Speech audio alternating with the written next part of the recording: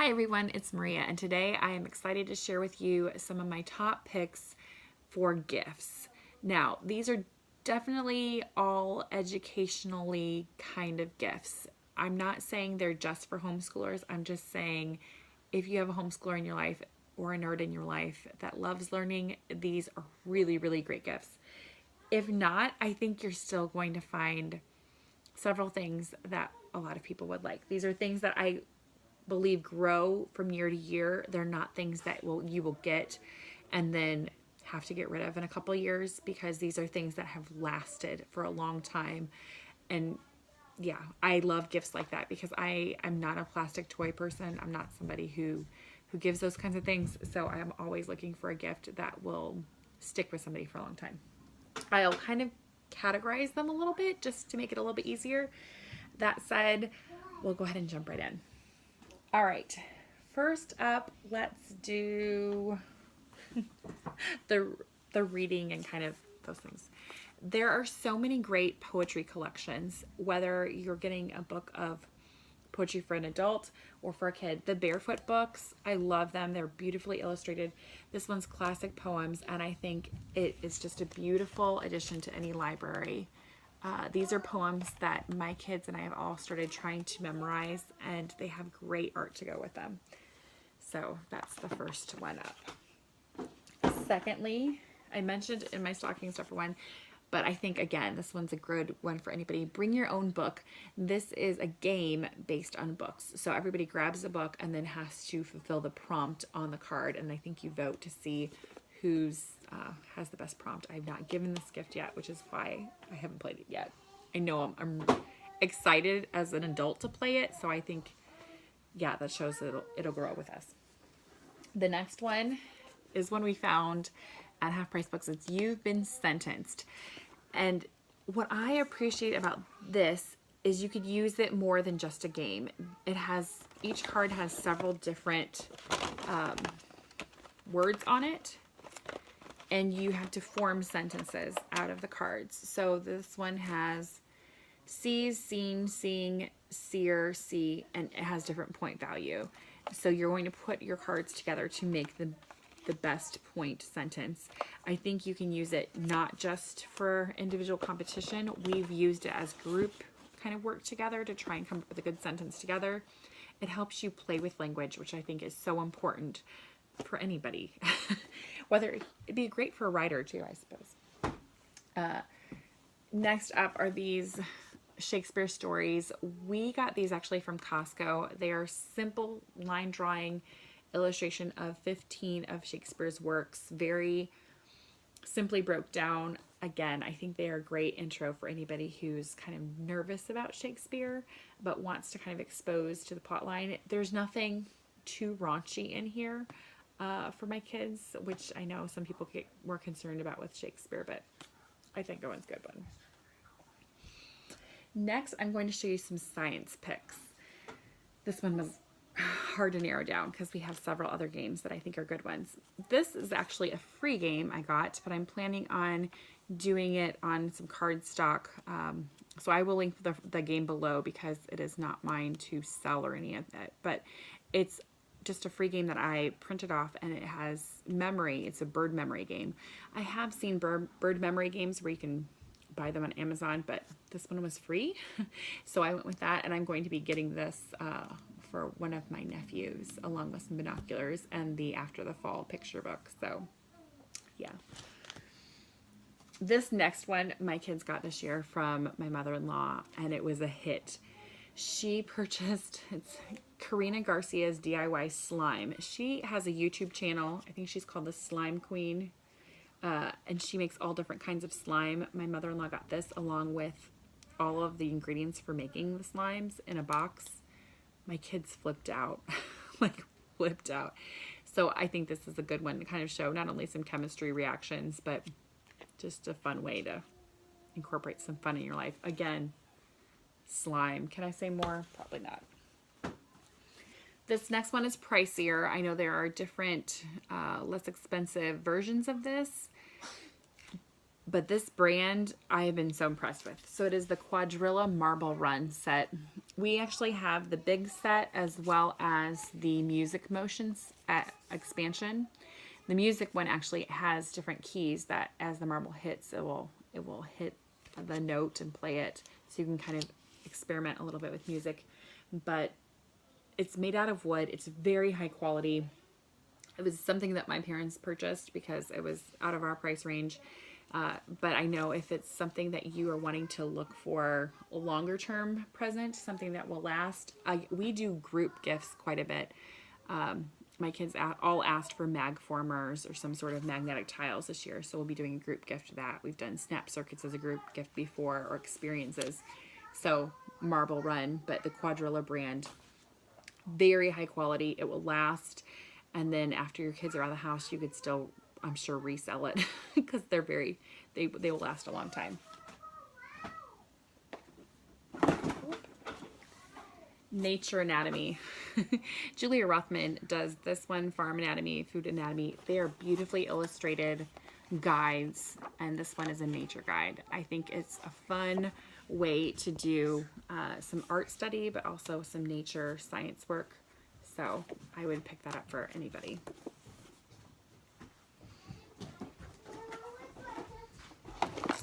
Chemistry set. This is the one we got last year from for our kids. It does color changing spells. Again, science can be really, really fun if you do an experiment gift. We've seen the Dangerous book for boys, as well as I think Dangerous Experiments You Should Not Try, which of course my eldest was like, this is the best present ever.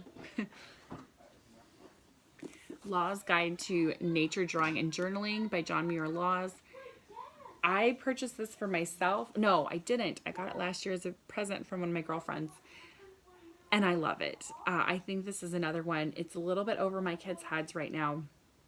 So I think starting me around 10 or 11, especially if you have somebody who's very into nature and art, it breaks down how to draw simple things, but also how to do some journaling on the side. This would be fine for any teenager, adults, anybody who is a nature lover who also wants to kind of record.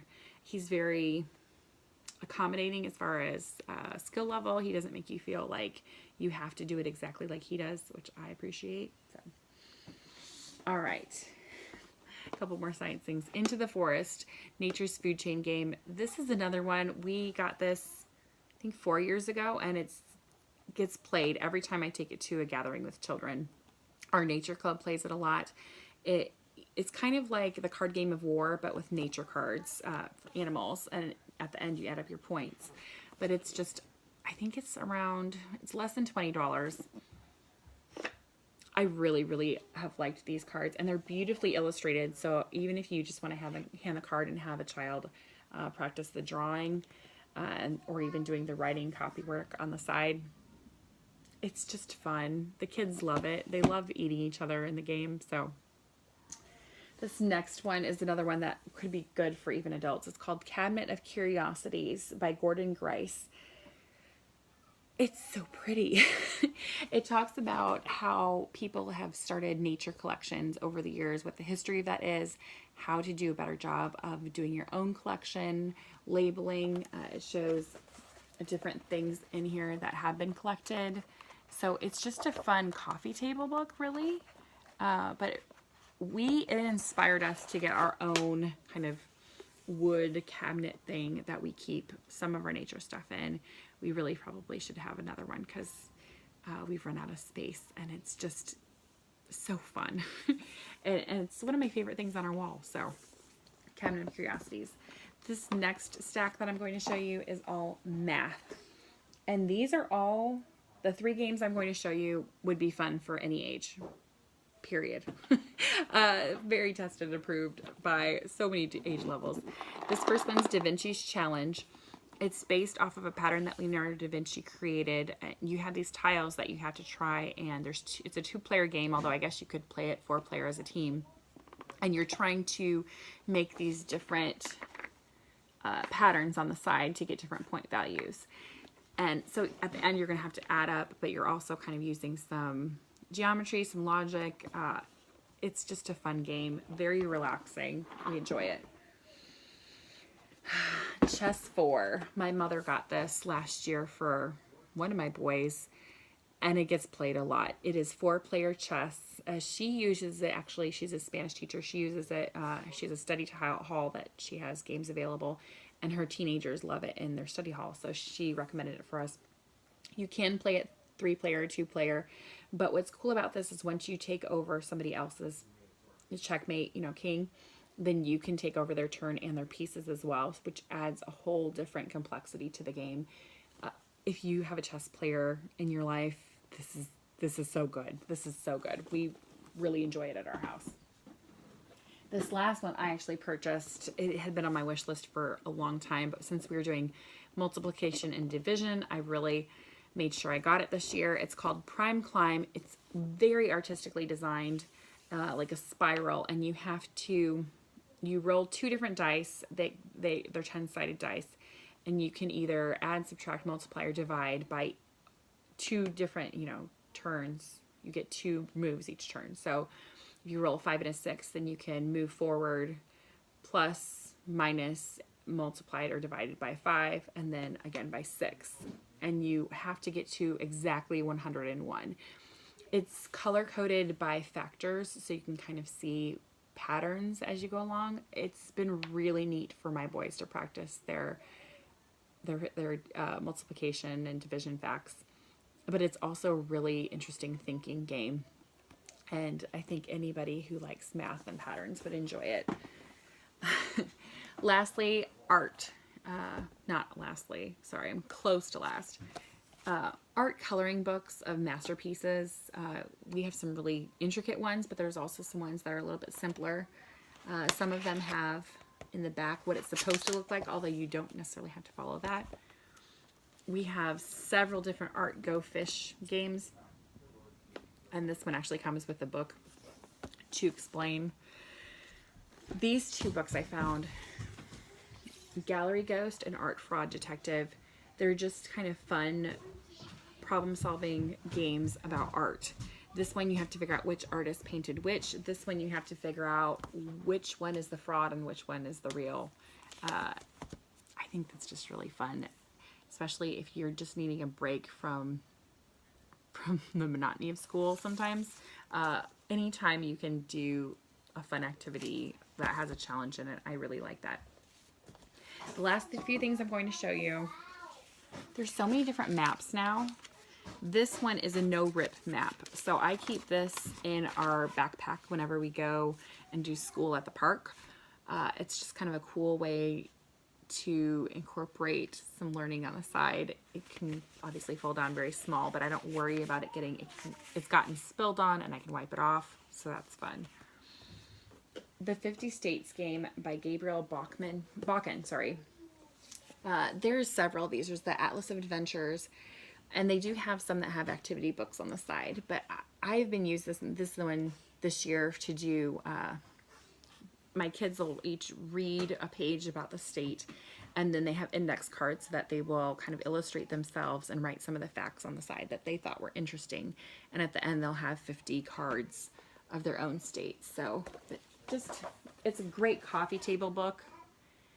Anybody who likes maps, again, I would like this even if I didn't have kids. I think it's beautiful. Brick history. I love history, you guys know that, but incorporating Legos with your history, I think, is a great way to do history. If you have your reading on the side where you're reading about the history lesson and having your kids kind of recreate some of that with Lego, this will give them some ideas. And then I just feel like the more hands-on things you can do, the better off you are when it comes to history. The last thing I'm going to show you is 365 Things to Do with Lego Bricks. We actually got this, I think, from Half Price Books. It has a timer on it, so you can use a timer to challenge yourself. But it had so many ideas in here for learning that I hadn't thought of. Like, one of them was recreate a flag with Legos. So if you wanted to do that for geography, that is a great idea. One of them was recreate a landmark. This one, let's see, feed the frog. Like, you're working on trying to get the catapult into the frog's mouth. So it has some physics ideas in it. This one, explore the human body. So try and do a human body in Lego. Lego magic show. Soccer with straws. Shark with bite. So it's a good way to think about challenges in a new way. And really, isn't that kind of the whole point of homeschool, is to try and incorporate some creative ways to learn. So again, this is a good one. There's so many things that I could suggest, but these are ones that we have loved at our house and I wanted to share with you. I will talk to you all later because my little girl's up from her nap and I don't think my husband can hold her much longer quiet. So I'll talk to you later. I hope you guys have a good time kind of finalizing those wish lists and figuring out what you're going to bring into your home. I know high quality things is important to me, so these are some ones that I wanted to share with you.